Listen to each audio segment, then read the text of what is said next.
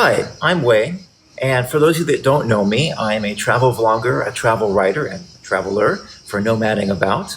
And this was supposed to be a live broadcast, but due to the time difference and the poor lighting in our apartment at night, we are doing this not live and during the day, but we're going to treat it like a live broadcast.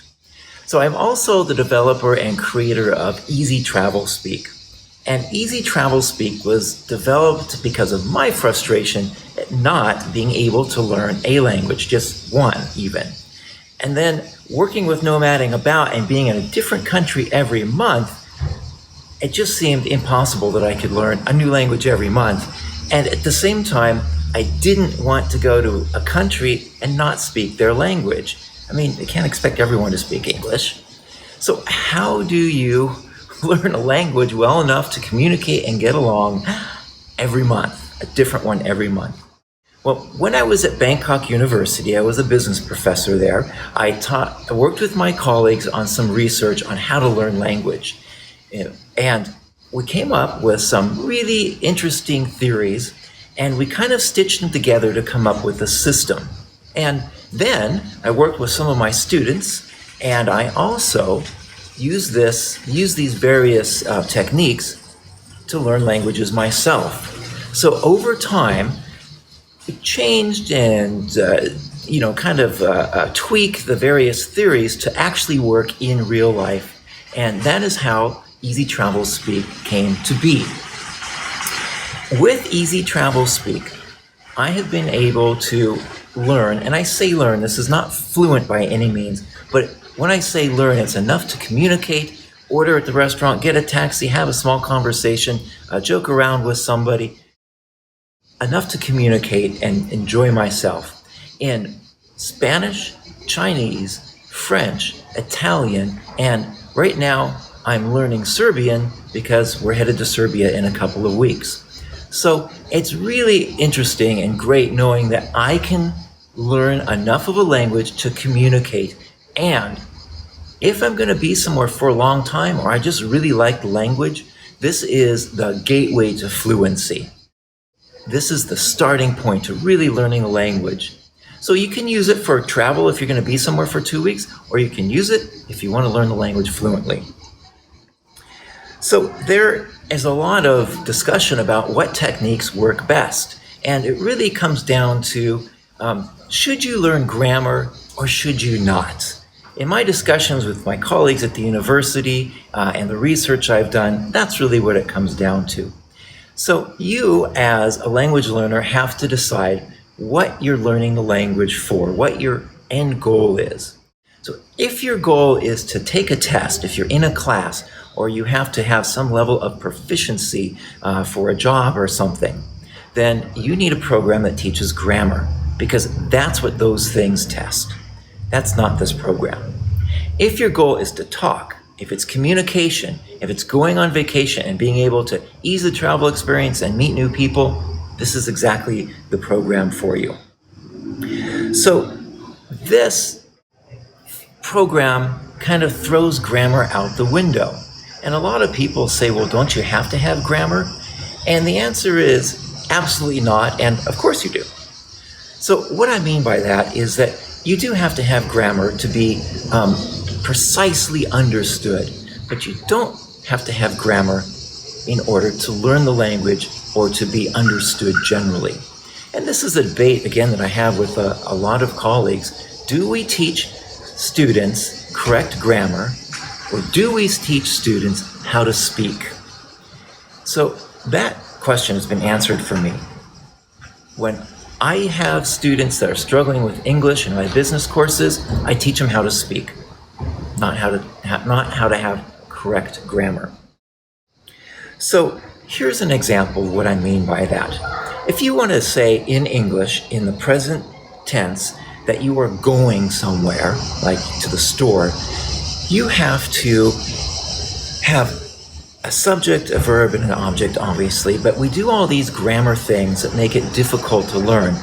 Like, we have a helping verb, and then on the main verb, we have to add this ridiculous ing ending, and then we have to put in a preposition, And then we have to put in an article. So I am going to the store, as example. The am is the helping verb.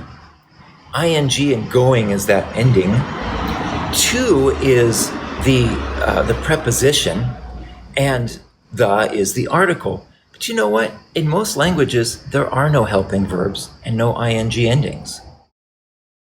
The preposition to already tells us what we know is going on. You don't go, you go to the store. So it's repetitive and unneeded. And the article the is also unneeded. In fact, there are languages that don't have articles. So to look at it from the other angle, if you've ever studied an Indo-European language that has multiple forms of the word the or any article, you know that you have to learn the in the feminine, the in the masculine, the in the neuter, and the in the plural. And as an English speaker, we go, why are we doing this? You just need one the, and it explains everything. If you're a Chinese speaker and you're learning English and you have to learn just one the, you also have that same question because Mandarin doesn't have articles. So the Chinese speaker says, why do I have to learn the? What's the point of this? There isn't a point to it. So that's really what Easy Travel Speak is about, is going through the process of eliminating the unneeded words and getting the meaning. So if I said to you, I go store, do you know what I mean? And the answer is, of course you do. Is it clear what I mean? I go store? Sure. Who's going? Where are they going? And what are they doing? They're going. So all of this extraneous information, all this grammar, you don't need. Now, I'm not saying that grammar is completely useless, obviously. You need grammar to communicate more and more precisely. But when you're learning, you don't need it. So there's a great TEDx talk by Scott Young and Vat J. Wassel. And it's called One Simple Method to Learning Any Language. And it's not what Easy Travel Speak does, but it's a really interesting concept on learning. And I suggest you watch it.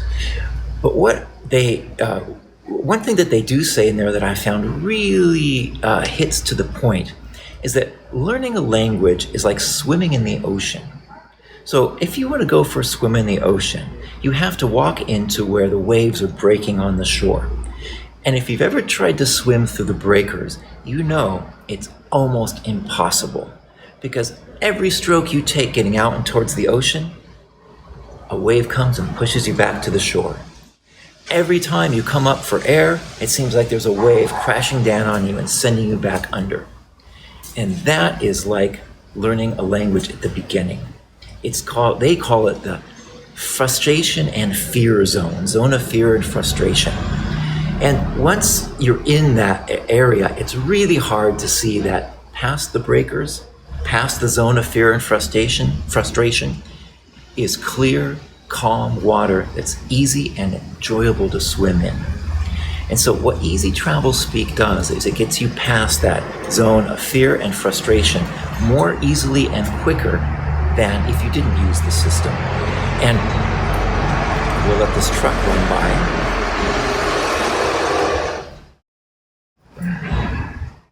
And once you're out in the open water, once you're past that area, learning a language is really enjoyable. So that's what this is all about. Once you're in that clear, easy water past the breakers, then you can learn grammar. And here's the interesting thing about learning grammar. You learn it by speaking and listening versus rote memorization or going through a workbook. So what I've found over and over is I will go to a country, I will speak their language, and I will say something like, I meet you 10, if I want to meet someone at 10 o'clock. And they say back to me in their language, okay, I'll meet you at 10. Well, I hear that enough, and the next time I want to meet someone, I say, I meet you at 10. It seeps in automatically. You start to learn the grammar. And then you pick up the other things like the tenses. So I keep saying, I meet you tomorrow. Someone says, okay, I will meet you tomorrow. Again, you hear that often enough, and you start to understand that that's how you talk about the future. So the methods and systems of easy travel speak, like I said, they're just to get you through that really difficult part of learning the language into the clear, easy area. You don't learn grammar at the beginning, but you will learn grammar as you speak. And that's the key. Easy travel speak gets you speaking. And that's how you learn. So take the first step into being able to speak on your vacation in a new language. Take your first step, if you want, into becoming fluent into a language. Welcome to Easy Travel Speak.